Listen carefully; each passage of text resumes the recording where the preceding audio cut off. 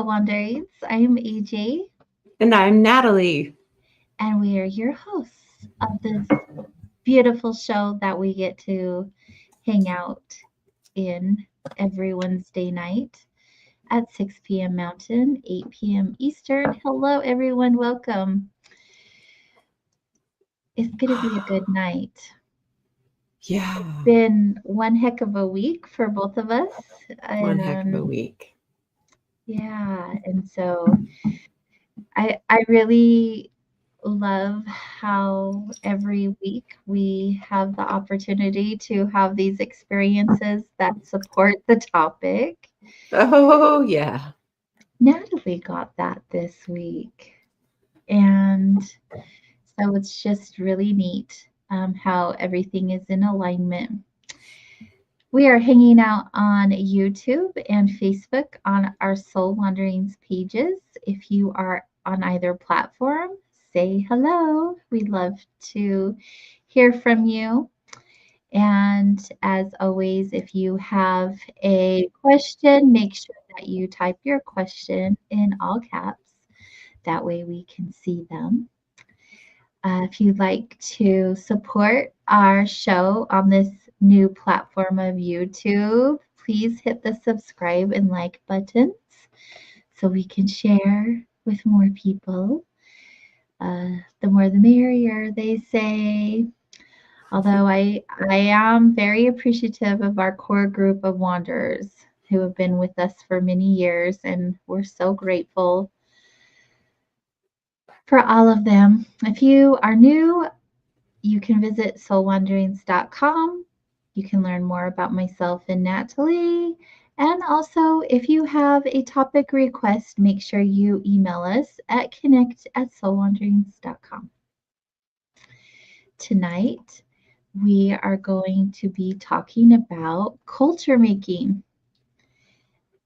And as Natalie put it, and in the introduction of our show, a fully awake and responsible engagement in the culture of your life, your world, wherever it is you live and breathe. It's the environment you create for yourself and others. And wow, I've never really put a lot of thought into culture making, it just has naturally occurred. But after feeling into it, I can see how it is so important. I have to say I've thought about it in many ways because I'm on a regular talking about grief, which has lost its place in our culture. You know, our quick and fast culture that really expects someone to be not grief stricken for any significant amount of time. So that's a particular culture. Challenging that predominant culture has definitely had me step into it, but I had the, let's say, benefit. I went through I went to an event. I don't even know for sure what to call it, but it was a deep immersion into profound conversations for several hours. Three 2-hour increments where we're deep dive for 2 hours Mm. into topics of like being with death and dying, and culture making was an aspect of it too. And so this was part of the inspiration for this topic. And also because I with my work in human design and our little collective that we work with, and anyone I can bring on board to living their design, that's its own culture, that's its own um, way of being. So there's part of that where um, I've gained an awareness that you're either passively enculturated or actively culture making. And so I wanted to bring that up. Is it active or passive? Are you just being enculturated and onboarded with whatever is in the program, which we generally are as humans? You know, we've had several things, and you've had even more on Soul Wanderings, people talking about the simulation and it's an illusion and it's all a program and it's a matrix, and all those things are true. but and the red and the blue pilling. But if you come to some level of awareness, then there's an opportunity to then switch from being just simply enculturated to hold on, let me wonder, let me consider, let me actually process what I'm going through and decide whether or not that's really for me, or if I'd like to make a shift in that. Mm. Yeah, definitely the culture and the making thereof isn't just like our ideals and our values, it's also like everything that shapes our world. Mm-hmm. And there's definitely that occurring right now, Yes.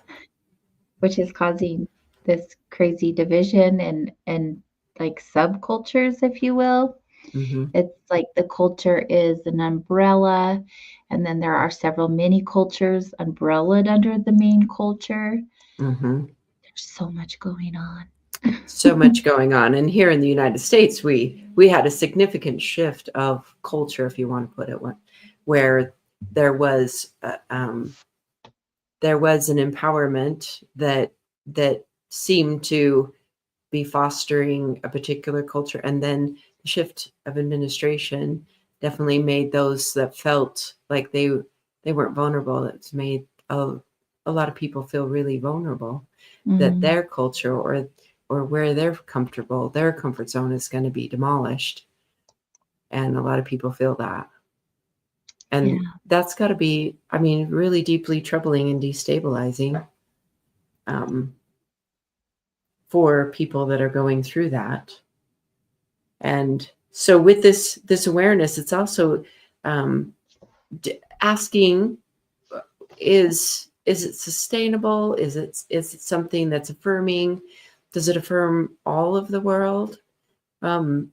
Just from my observant point of view, I do find that oftentimes people that settled into, that this culture is a big topic. So it's not just so easy. Everything is generalization when you talk at this level, but then it's not all generalization, and every person listening is going to hear it in their specialized or specific ways, which is really fine, because this is a concept and a topic that we want anyone listening to this just carry it in their life and wonder about it and feel into it and consider it and see it or not.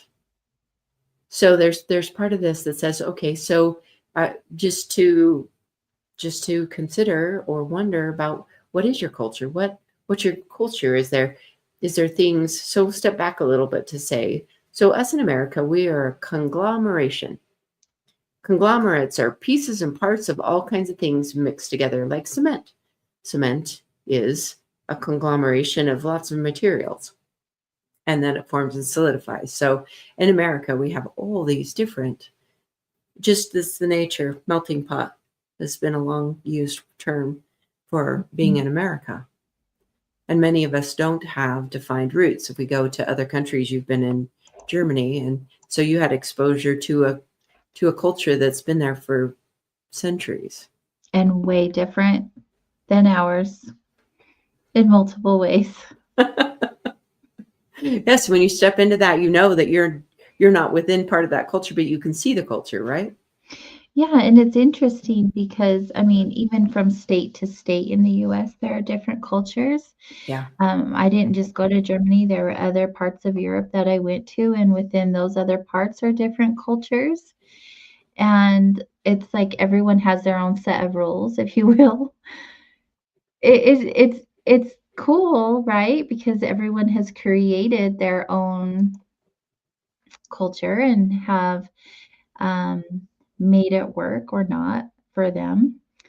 Uh, I I really, Natalie, this topic. So again, Natalie picked this topic. So you don't realize how much is going on in the background, Right. right? And so when you're like culture making, I'm like, please explain. Where is this topic coming from? Like you obviously had an experience that brought up culture making. Yeah. Well, it brought up, so the experience I had, it was in many ways a challenge to, and calling every person in participation at this event to be more involved in culture making. Literally a challenge. And that's quite a thing. So being a good citizen of wherever you are, to really be good citizenship isn't something that's I'm not always thought about either, but this was a challenge that was literally just put out there also verbally to say, this is a challenge to step up, to have this awareness. Are you, more active than passive? That's a good one, Charles. It's not that I'm unaware of what's happening in the world and other cultures, but unless you like really submerge yourself into the experience, you don't really know. And the only experience that I'm having is in the culture that I'm in, Right. right? So I have my community outside of work, and I also have it within the walls of vibes. Like we have created our own culture here as well. But you don't realize that's what's taking place. Right. You don't realize Until that's what you're building. Until someone says, let's have a topic on culture making. and then you get to examine what's been happening all along. I think that's a good aspect that within the framework of talking about this topic, is to say the culture is so often being just given to us, or we're accepting pieces and parts and building it along the way in who we listen to, the podcast we'll tune into, because podcasting is its own culture that's not always been around. But then there's this culture of like listening to podcasts, and then there's this audio stream, all input through the audio, and listening to people's perspectives and opinions. And there is more of an acceptance of a personal point of view these days. And we want to listen to people's personal point of view. And we don't necessarily need everyone to be a steeped in expert at any one particular thing. It's okay for people to give their perspectives. And these are out. So we watch and we tune in, and we'll take a little piece of that and a little piece of that. And then it is wherever you are that you also take on the different behavior, and that behavior, or the way that you act, and what you're willing to tolerate. And so I wrote a few things down, and it's like, how is it created? How is it passed on? What's allowed? What's allowed around here or what's not. There's been times where I'll talk about dealing with the voice in your head and how you can tell your own voice. We don't allow that kind of talk around here. You can even within your own framework, your own body framework, rearrange the culture inside of there, where you say, we don't talk like that around here. This part is not accepted. That's a no-no in these parts. All of these are ways of continuing or changing or creation, or remodeling, all those different words for culture making. Are you aware? Are you a participant? Or are you just in it? All good questions. I am aware, I am participating, and I am just in it. Yes, and yes. It is all of the above. I think that is an accurate for the experience that we're in anyway. Is right. We don't have any control over the larger forces. I was in my ponderings, or just the inspiration that was coming through. We're not responsible for the movies that are issued or put out in a year, and they're a big part of that. Also, is is what movies are produced and shot and shared and watched by millions of people. So do you think culture is a... Are you getting distracted by the question I've left up on Yeah. the screen? Yeah. Well, I was thinking, let me you help go ahead you. and I read it to the me. questions.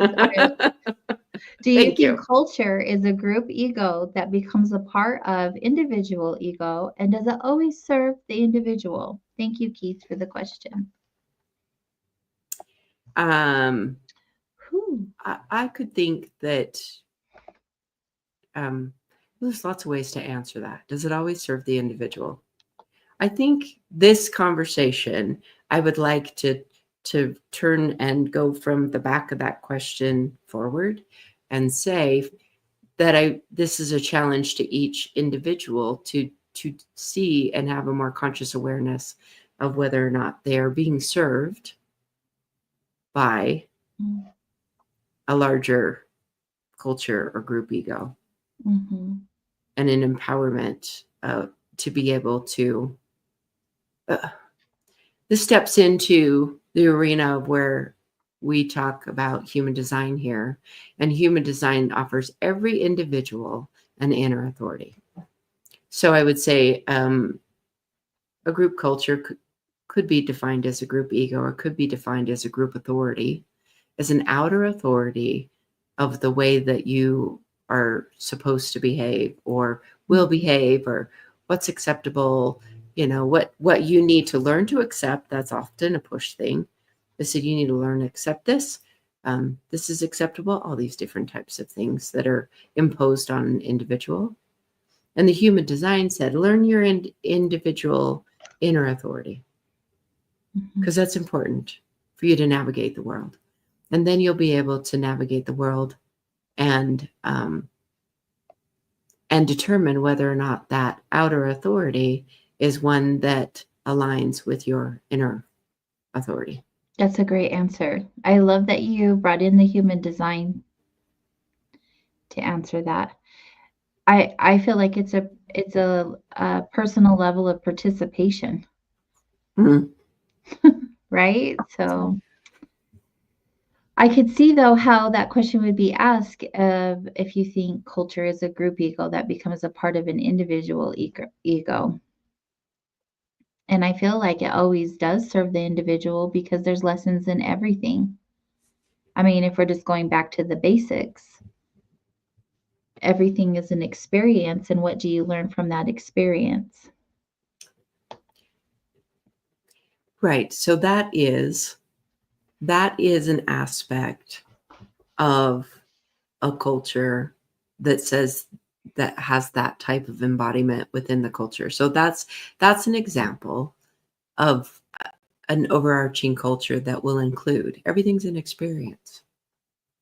A spiritual minded culture, if you want to put it that way, that challenges the individual to see life in a particular way. It happens for you, not to you. Mm-hmm. And with that culture, you can move through things and not be in such resistance to it, to life. And I always come from a spiritual point of view or an energetic point of view. As we know, that's what makes our conversation so unique is that you're come from a very human point of view and spiritual also, but just from a very logical space, and I'm kind of woo-woo. Let's be honest.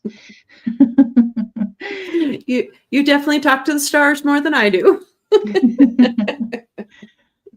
So then, with that being said, just feeling on just like the recent sessions that I've had, people are in this space, not just because of what's going on here in the US, but just like on a spiritual level, people are waking up or they're leveling up or they're realizing just how powerful they are and their gifts and abilities are ready and waiting for them to take ownership, right?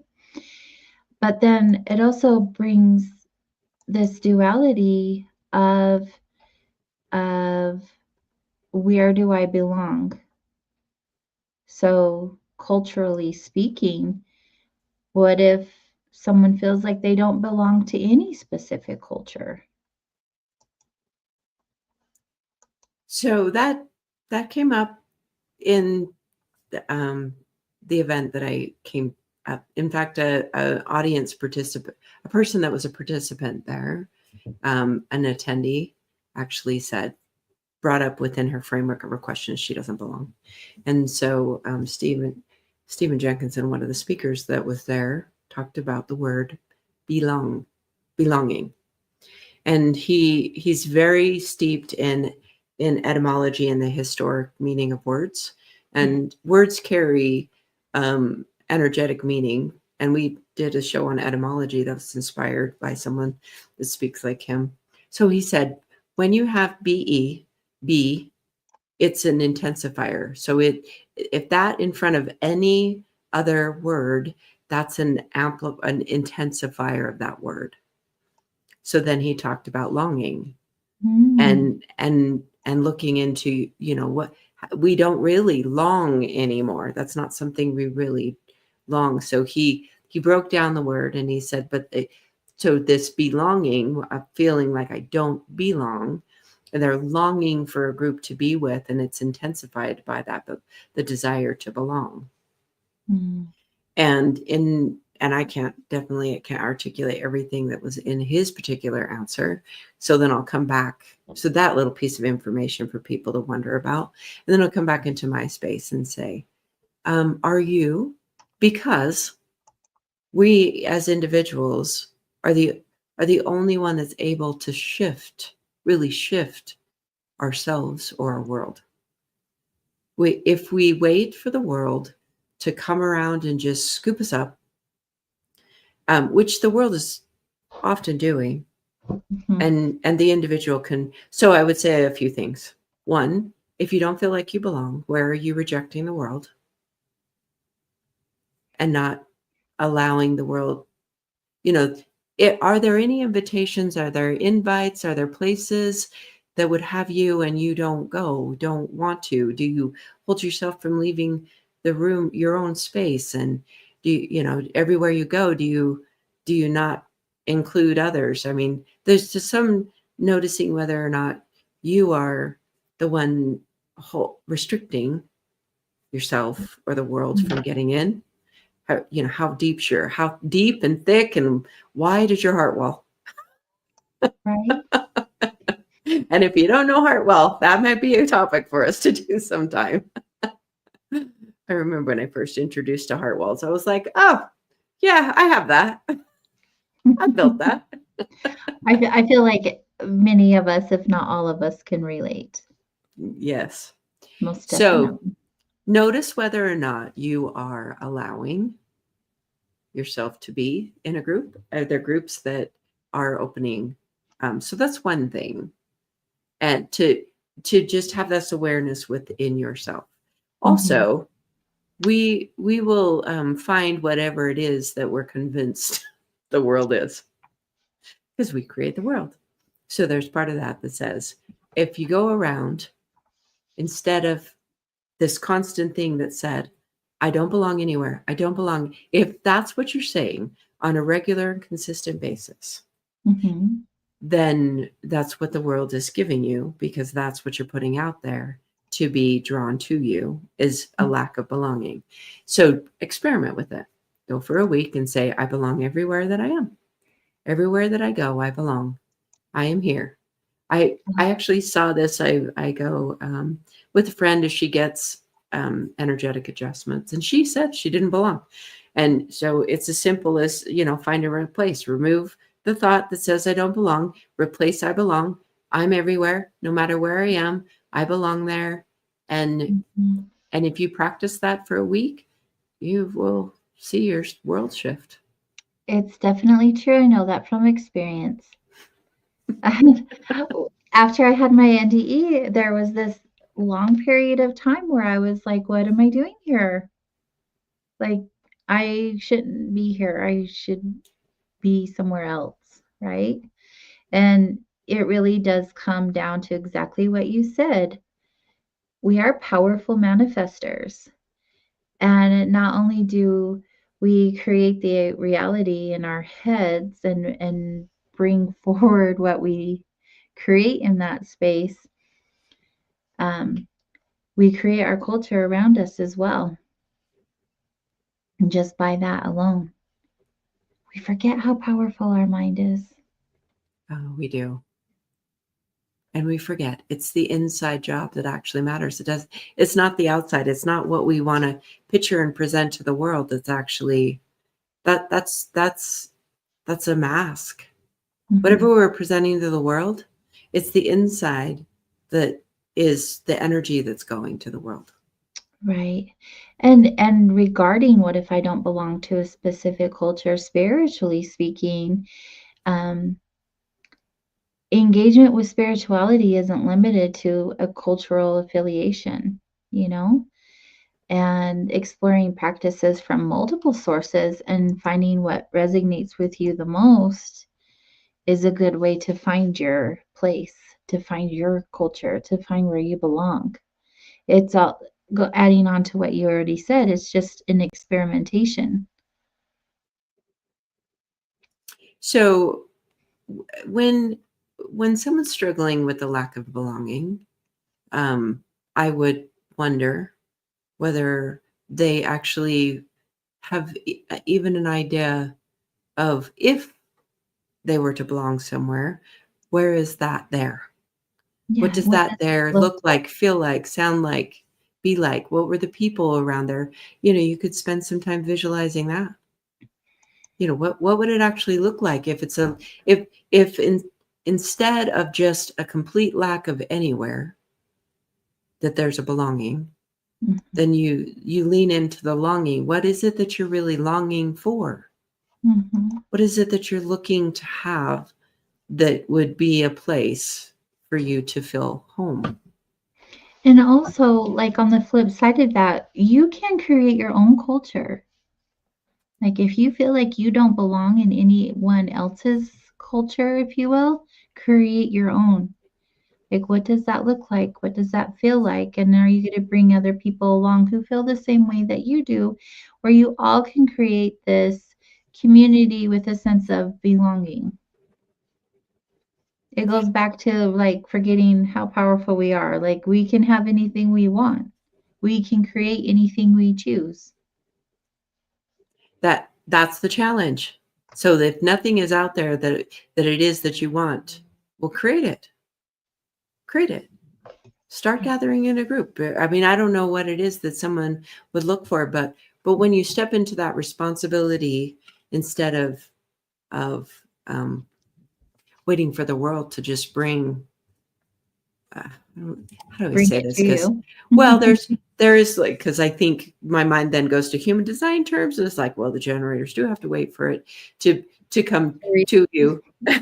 Then it's like, okay, well, then that's part of it that said, okay, well, then my human design part comes in and says, whoa, hold on, we have to deal with the framework that we're in, but working with but the topic of culture making is to challenge this set certain sense that not that the culture that you are in isn't working for you. Mhm. Then say, then how would you make it different? How would you make it different? You know, I like to think, and I have never been, but it is something I used to want to do. I have no desire to go now, but I think of Burning Man as a really good example, right? Because Yes. they're going against the grain. They're being their true authentic selves. Hmm. Um, they've created a culture in this world that mostly shuns people who are creatives or different from the normal people. And I think it's pretty powerful the amount of like the amount of the group that initially started to what it has become and how it has become contagious. And people have just flocked to this annual gather. I mean, they have many gatherings throughout the year, but to this one big major event, and talk about being a powerful creator. Talk about creating a culture within a culture within a culture. I think Burning Man is a really great example of that. Oh yeah.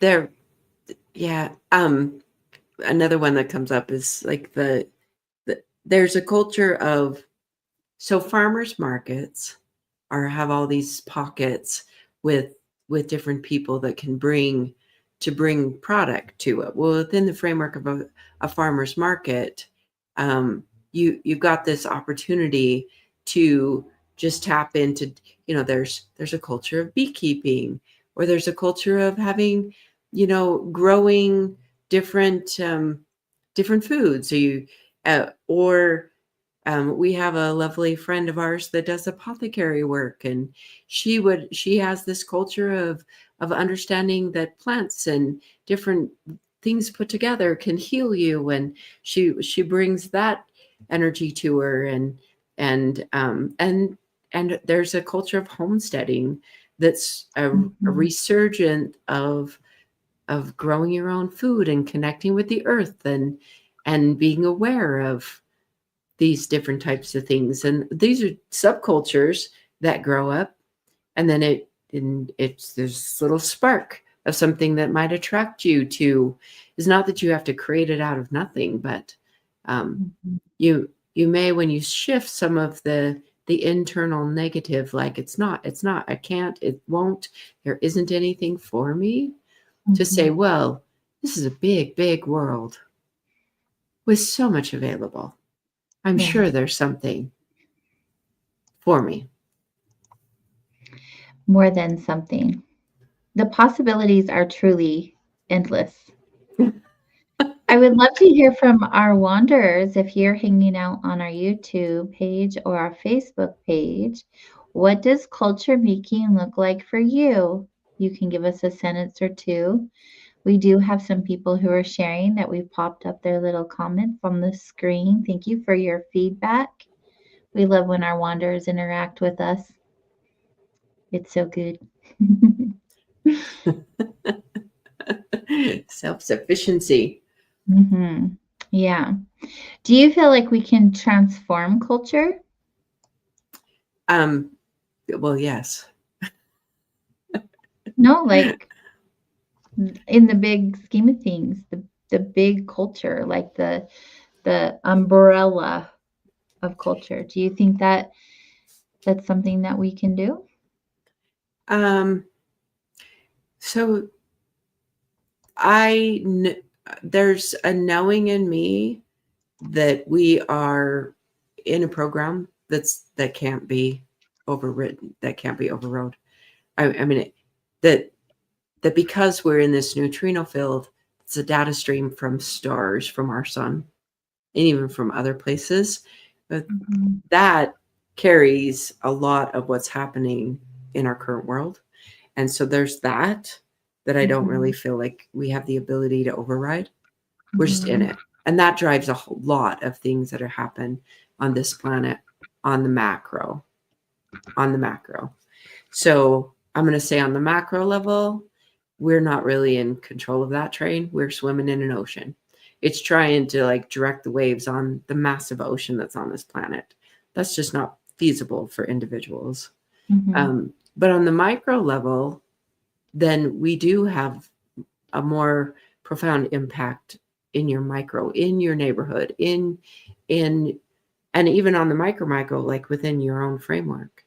It starts there, this ability to lean in, and to do it from there. And who's to know what shift, if you're called out, and this is something that definitely resonates with you, to experiment and really step into that space of responsibility and activity within culture making, and just to check an awareness to, is the culture that's around you and your home and your neighborhood and your groups of people, is it what you would like it to be?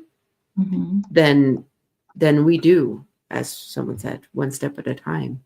Yeah.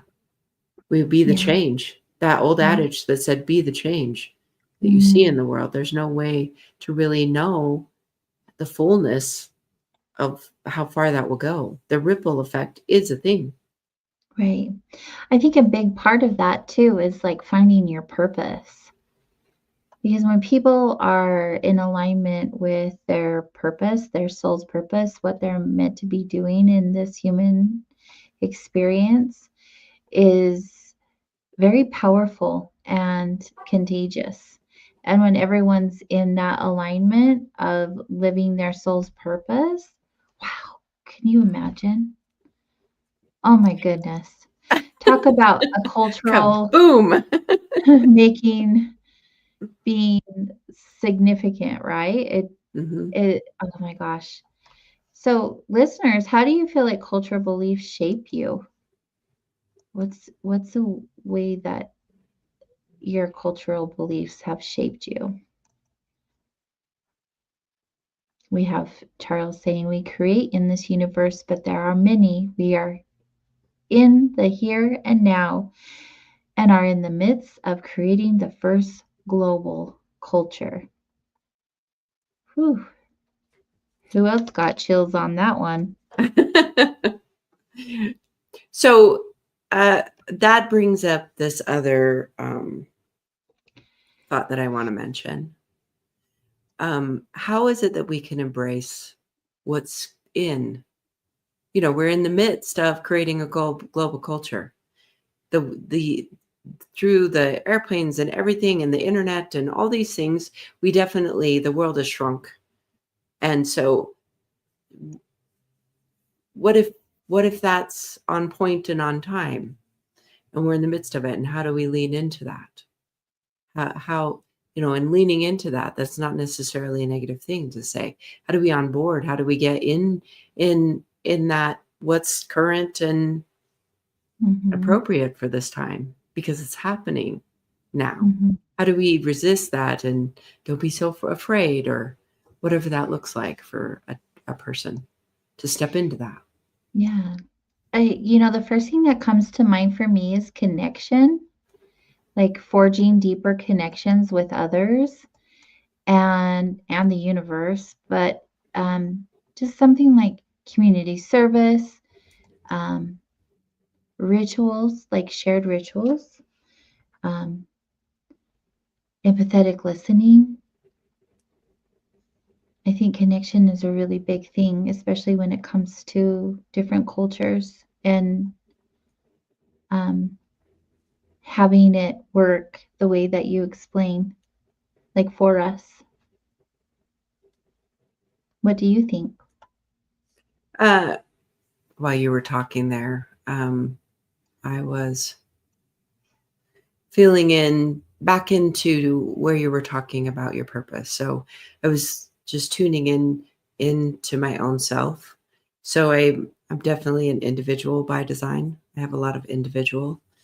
And so I was listening to you talk about the community connection, and I was also hearing my intuitive voice say, well, connection doesn't require going anywhere. Sometimes it can be Mhm, a deep connection with your purpose, and really leaning into the purpose and trusting that that's connection in itself too, is being what were you born to do? What was the overarching themes what are you here to do? And mhm, discovering the purpose. So that's what I was feeling about that. That it said being the best version of you is the mhm. point. That's the whole point of it. And I agree. being Yeah, that version of yourself can be a lot of these things that we're talking about. Yeah. definitely. And I mean, finding your life's purpose is also a very significant aspect of spirituality. And many cultures do encourage self reflection and like life evaluations to attain that clarity and direction. So I think purpose is a huge part of it. So Very. when you're interacting and working with people, how do you advise them to find the purpose? Get an Akashic reading. That's right. Powerful. Yeah, Akashic readings are great. They are because, Um, and they do. that is significant. Well, they do. The Akashic records are really beautiful in the way that all of the information that is hanging out in this energetic space is all of your unconscious thoughts anyway, right? And we come here really very unconscious. And all of that information is written inside of us somewhere. And so it's very easily accessible that way. But, for someone where that's not really something they're called to, um, my biggest suggestion is what are the things that pull on your heartstrings? Like it could be something as little as like dog walking. That could be your purpose. That's a lot of people's purpose. Like they live and breathe to be with animals every day or gardening every day. Or some people, like, I'm a sucker for administration jobs. Like, I love being organized and taking notes and stuff like that. And it's not my life's purpose, but it could be yours, is what I'm saying. There are many ways our soul tells us and our body validates what our purpose is. And the crazy thing to me is so many of us are like, well, I can't do that because, oh, that's not going to be possible because, and we sell ourselves short. And the big beautiful thing about having a purpose is that you're here as a human to experience that purpose. Like that's what you're here for. And I think it's really important to find your purpose and not to think too much about it. Like, what does your heart say? Where are you being pulled to? Where's your energy being pulled to? What do you think about? I I know a lot of people, including myself, that go down YouTube rabbit holes. What are you watching? Maybe your purpose is written in one of those videos. Why do you keep watching them? Maybe you read a book and you're like, oh, I want to be that when I decide what my soul's purpose is, right? And I think that our humanness, our brain, the overthinking, the fear, all of those things put these limiting beliefs inside of us and take us off course. That's part of the design. But fully coming into ourselves is fully living your potential, which is your purpose. And so, what calls to you? Like, I used to think that I was going to grow up and be something completely different than I am now. But my soul knew what it was supposed to be doing. And when you know, you can't unknow. And I think it's as simple as asking yourself, like, where does your heart go in the times that you are looking for peace or for clarity? And that's how you find your soul purpose. Very How well would put. how would you explain it to someone? So going along with some of the things that you were just saying, um, there's been times in my life that, and part of it's the way that I am wired and understanding my design. Look, this is the best, finding the best,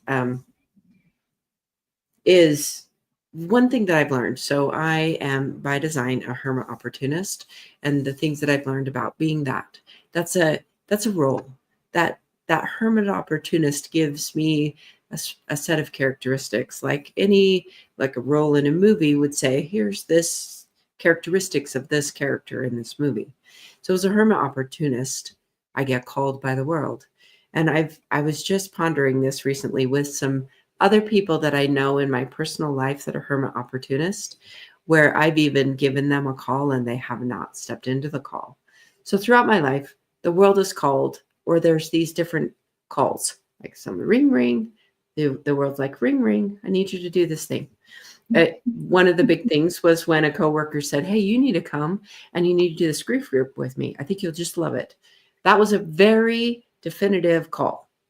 And I was at that moment when he first said it, I had a conflict then. But I stepped up to the plate and I followed that call. And then the next opportunity, I made sure I was available and went into that. And whoa, what an introduction and a pull into my work.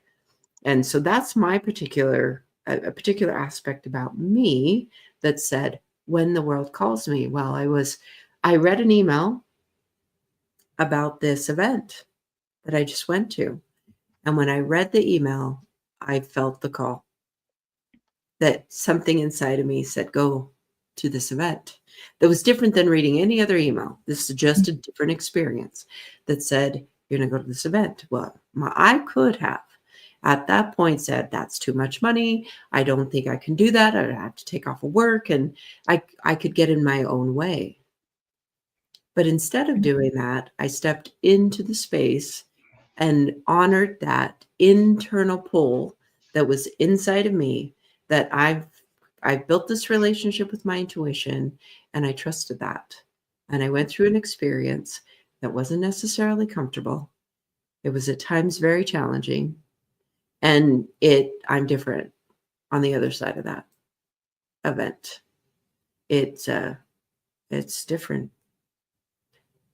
So that's part of being willing to get outside your comfort zone and lean into a different space. So it looks like you froze on the screen. Are you there, Miss AJ? You did freeze up. So I'll just get, when we're live, then it's just me. Oh, I'm just going to keep saying, I'm going to keep talking about this because now it looks like it's just the me show for the moment. So with culture making, so there was a couple of things, and it's not always comfortable to move and be stretched.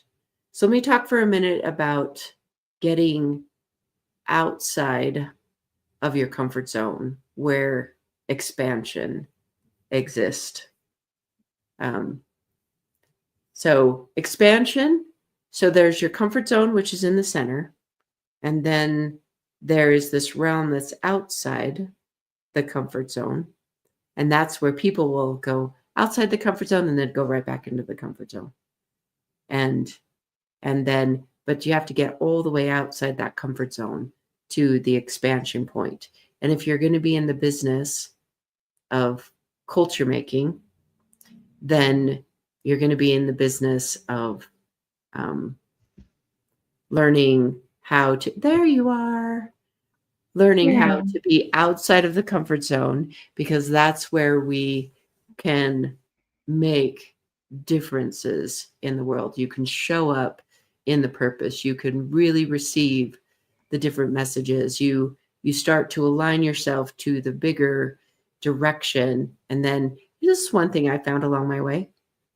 I remember distinctly, I don't even know how I got this level of awareness, but I was like proceeding, and it was like, good, getting all these skills and doing great. And then I really felt this level up. And then I got to that level and I looked around inside my awareness. And then I was like, oh, there's just another level of hierarchy. I'm just a better tool for the universe at this point. Okay. Okay, I'll surrender to that. I'm present. I'll be able to be used more effectively. Thank you. Yes. Yes. Good job on the little epic fail right there. I'm not sure what happened, but I'm just like, okay, well, here I go. It's already the Natalie show week 2. Natalie carried the show last week and this week. She picked the topics. Way awesome. Ah, and uh you're like in those experiences, and I love that for us because then we get to learn so much from you. I love being a teacher and Yeah. comfortable. Sometimes it stretches me, but I feel. Uh, I have to say that going into this experience and having an awareness that I had, and then realizing that this was an expansion point, Mhm. and some of the I had an Akashic record reading, and that was powerful in itself. And I have to say, I came out of that reading real with the realization that's like, okay, that's no joke. Look, it's very lovely, but it is not something to be undertaken. I mean, that's the thing. You connect with the higher level. I think that you come away with with this. Okay, now I have like a job description more cleanly spelled out, or something that's like, oh, now More another information to your purpose. more Mhm. information, my purpose, and more just going, oh, okay, really, I'm on task for this lifetime. Oh, that reminded me of something I wanted to mention a little earlier, so I'll mention it now. This was a personal perspective that I had years back, and it was one of those aha moments. But it seems so simple. But this aha moment was like, okay, so I've believe in reincarnation, lots of lifetimes lived, lots of lifetimes will be lived. This lifetime is the only opportunity I have to be Natalie Peace. That's it. Oh, it's so good, right? It's so good. I love that. I have to remind myself that often, like, Mhm. when what are you doing? Like, what are you doing? You have work to do. Get on it. It's like, how well are you doing? That Yes. this persona, this incarnation that you came here to be Mhm. that person. No, I love that you shared that. It's so true. It's something I remind myself often. And also, wicked job on showing up for a reading. I've been doing readings for a while, and Natalie finally got her first, and it was so good. And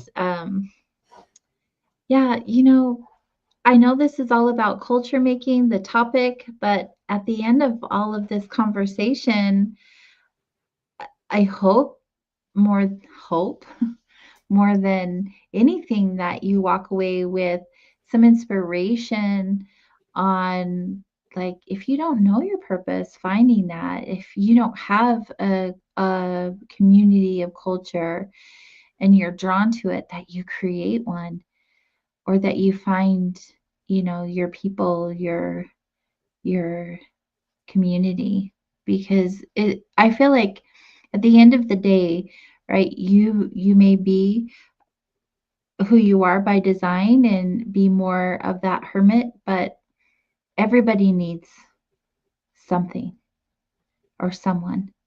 And I think culture is a very big part of our lives. Um, it's not all of our lives, but it plays a big role. It plays a big role in who we are. Mhm. I feel like um, it inspires us to be more engaged in the culture, or inspires us to create something new. And either way, it's pretty powerful. It is I pretty think powerful. it's pretty good. Yeah, I've been immersed definitely. in several different cultures. I was raised in a religious household, so that was definitely its own culture, and that's not something I had any sort of decision about or empowerment in. But we can collect a lot of things from different places or different aspects that would be culture, and Mhm. we carry those things with us, and so we can select, and all of that informs whatever it will be in the future. But it can be, it don't take it too serious either. Like Yeah.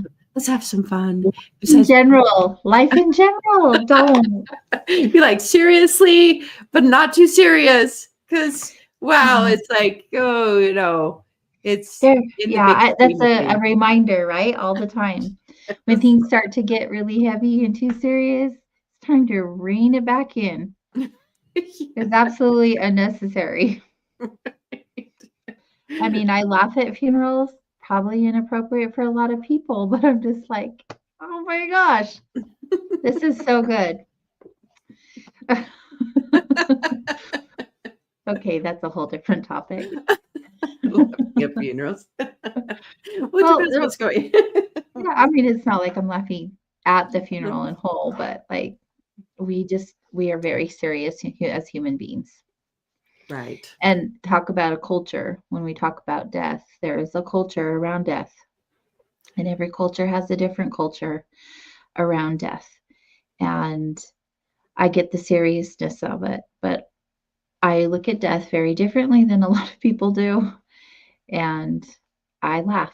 So that's that. Anyways, next week, friends, we will not be here. Totally my fault. I know we're really good at being consistent, being here weekly, but my amazing son is coming to visit, and I'm going to spend every second I can with him and his beautiful family. But we will be back the following week with a new topic. We already have it picked out, and I am really excited for this one. Are you looking forward to it? Yes. Should we tell them what it is or make them wait? Yeah, you get to decide that. We'll You're in make you charge wait. of that. We'll make you wait. Anticipation is fun. You have to watch for the announcement on Facebook. Yes, watch for the announcement. So if you're not following us on Instagram or Facebook, that's where we announce the upcoming show for the week. We are every Wednesday, almost. 8 Almost. p.m. Eastern, 6 p.m. Mountain, here on YouTube and Facebook. And you guys can connect to all of our social media links by going to soulwanderings.com. And we really do love your interaction. So thank you for all of the comments and shares and questions. They are so good. We want you to be part of the conversation. It is more enlightening that way. We get lots of points of view. And also, if you're interested in choosing our show topic, send us some suggestions at connect@soulwanderings.com. Or We just say love hi. We get people saying hi by email all the time. We love that. Yes. It's so good. This is our culture making. We make a subculture around soul wanderings. Yeah, definitely. And also at Vibes. At Vibes. If you want to know what Natalie and I do during the day, we hold space at Vibes. You can check that out at vibesnow.com. So beautiful. So grateful. Any last closing thoughts? Although you have been abundant with your sharing this evening, thank you. Yeah, that's you know, have a That's sense a of wrap. wonder. Have a sense of wonder. So good. Yeah. So good. Super grateful. Well, everyone, we're going to wrap for tonight, but we will see you again in 2 weeks on March 26th at 8 p.m. Eastern, 6 p.m. Mountain. Hit our socials so you can see what we're going to chat about. Until then, we'll see you soon. Good night, everyone. Have a good one.